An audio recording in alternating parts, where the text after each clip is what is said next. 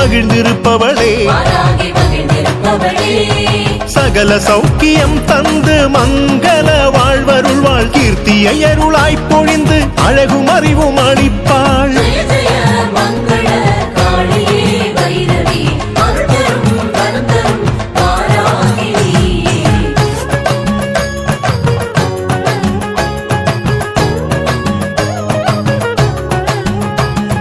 மலம் இடம் கடைந்திடவே அமிழ்தானவளே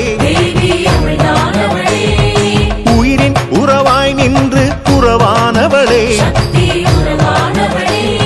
அருளும் பொருளும் வழங்கி ஆனந்தம் பொங்க வைப்பாள் ஆயுளும் ஆரோக்கியம் தந்து வளமாய் வாழ வைப்பாள்.